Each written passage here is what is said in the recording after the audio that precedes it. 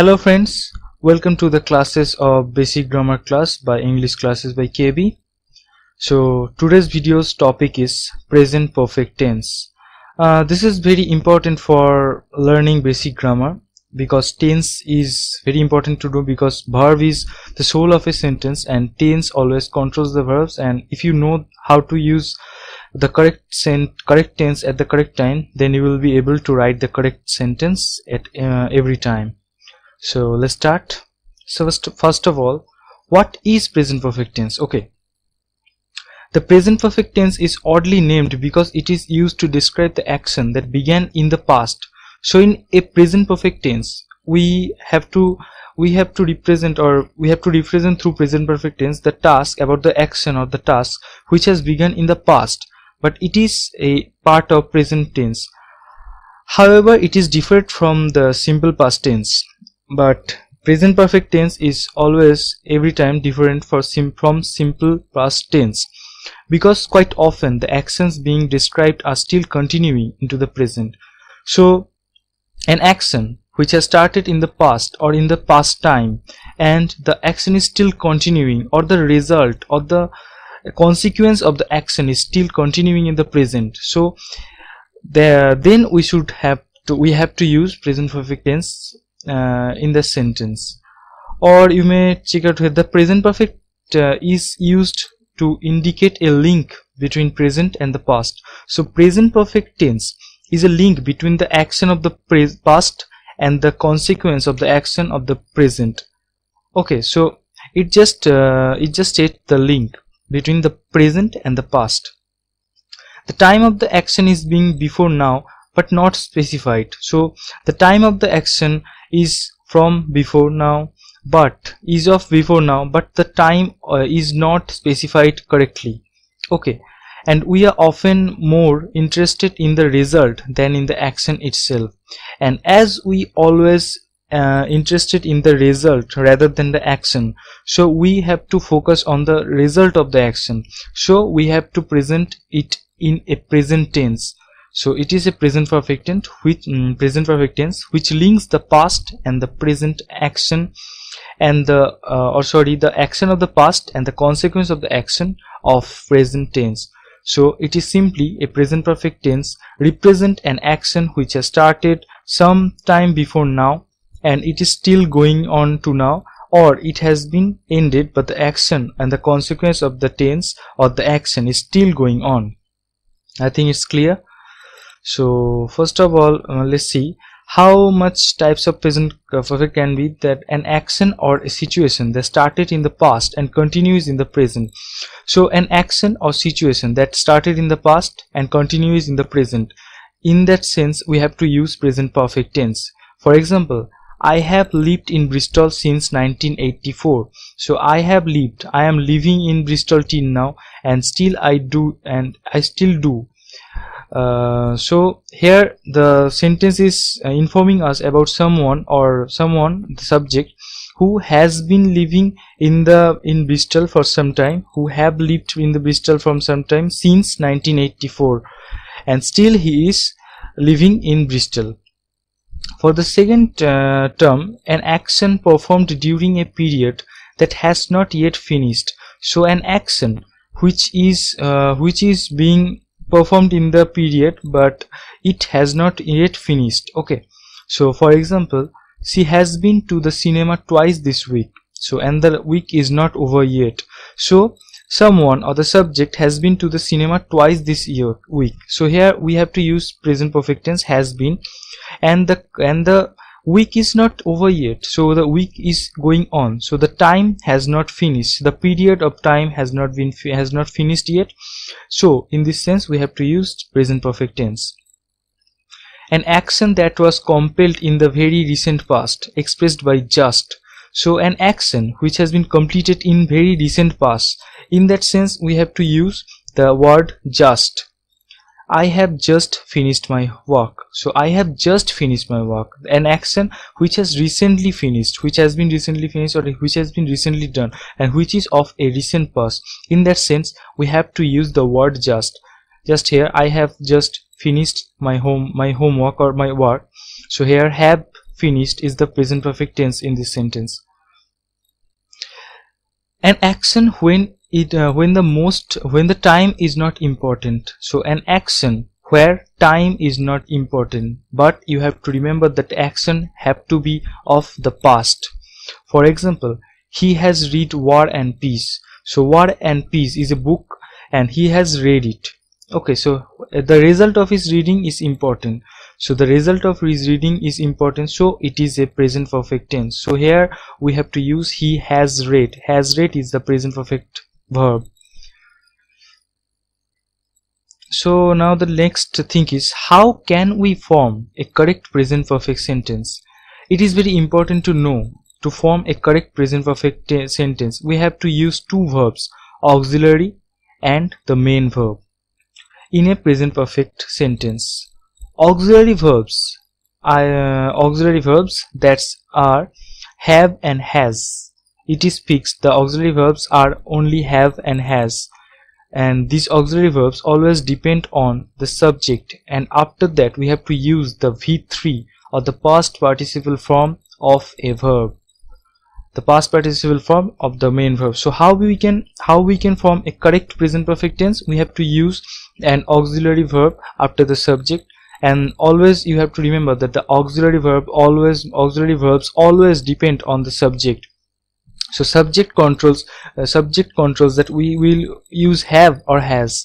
Then after the usage of have and has, there should be the third form of the main verb. The third form of the main verb, or the past participle form of the main verb, will be used after have and has. So this is how we can form a correct present perfect tense. Clear? The formation of present perfect tense. So subject, which is the doer of the sentence, which is very important, and then we have to use have or has. The usage of have or has always depends on the subject. Then it is followed by the V3 or the present or the past participle form of the main verb, and then others, object and other things what are in the sentence. So this is the formation of the present perfect tense. This is the basic formation of the present perfect tense. Now one thing you have to remember, that now you must be very careful while using have or has, because it depends on the subject. The usage of have and has always depends on the subject. So you have to rightly know that which are the subject which takes have, and which are the subjects those take has. So here you can see that in this table, I, we, you, they and other plural words, if they are used as a subject, then we have to use have as the auxiliary verb of the sentence. And except of this, he, she, it and other singular words, if we use he, she, it and other singular words as the subject of the sentence, then we have to always use has as the auxiliary verb. So I think it is very clear to you that when you have to use have and when you have to use has, right? So now let's move on to some examples. Now check out some examples. Okay, so first of all is, I have completed my homework. So here the subject is I. As from the table you know that after I we have to use have, and as for the rules of the formation of the sentence, completed, so the V3 form or the past participle form of complete is used here after the auxiliary verb have. So the sentence is, I have completed my homework, where I have completed is the present perfect verb. The next example is, we have reached our destination.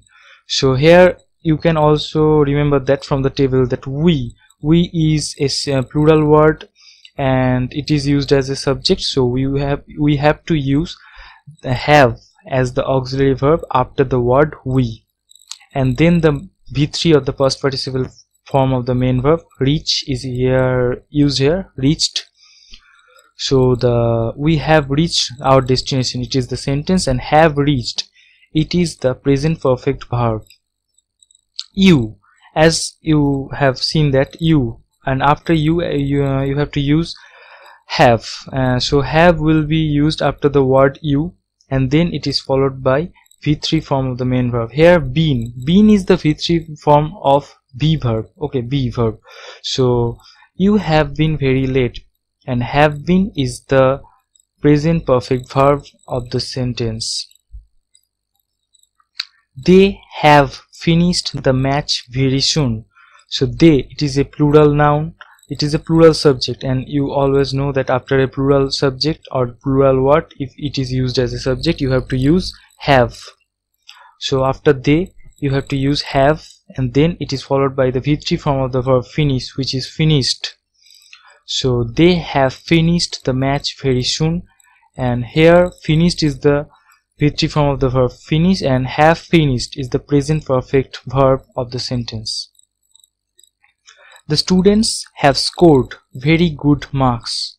So here the students, it is a plural subject, and after that you always know that we have used to have after a plural subject, and then it is followed by V3 form of the verb scored, which is scored. So the students have scored very good marks, and have scored, it is the present perfect verb of the sentence. He has forgotten his password. So he, as from the table we all know that he is a singular subject, and after that we have to use has as per the rule, and then it is followed by the forgotten, which is the V3 form of the verb forget. So he has forgotten his password, and has forgotten is the present perfect verb of the sentence.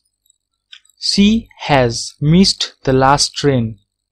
So here she, as from the table or as by the rule, you know that after she you have to use has, and then it is followed by missed, which is the V3 form of the past participle form of the verb miss. So she has missed the last train, it is the sentence, and has missed, it is the present perfect verb of the sentence.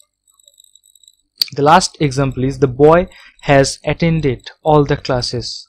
So the boy, it is, as we all know, a singular subject, and after a singular subject we always have to use has as the auxiliary verb, and then it is followed by attended, which is the V3 or past participle form of the verb attend. So the boy has attended all the class, it is the sentence, and has attended, it is the present perfect verb of the sentence. So friends, that's all for today. I hope that this video is very little helpful to you to understand how present perfect tense works, and how we can use and we can form the right present perfect sentence. So at last I am going to say that if you like this video, then please like this video, hit the like button of this video, share your comment, your opinions, everything. And you can also comment in our Facebook page. The link of the Facebook page you can get from the description of this video. So please also like the Facebook page, and if you want to comment your opinions and suggestion, and if you have any problems with the video, then you can also comment that in the comment section of this video or in the Facebook, and share this video with your friends, because it can be helpful to anyone. And last but not the least, and it is very important to know that who are the new viewers to my channel, you should always remember that you should subscribe to this channel. Subscription is completely free, and if you subscribe to this channel, then you will always be notified and updated whenever I upload a new video. So hit that red subscribe button, and beside that there is a bell button, which is a notification button. Hit that notification button too. So that's all for today. It was my third video of tense of the basic grammar classes by English classes by KB. Keep learning, keep practicing. That's all for today. Goodbye.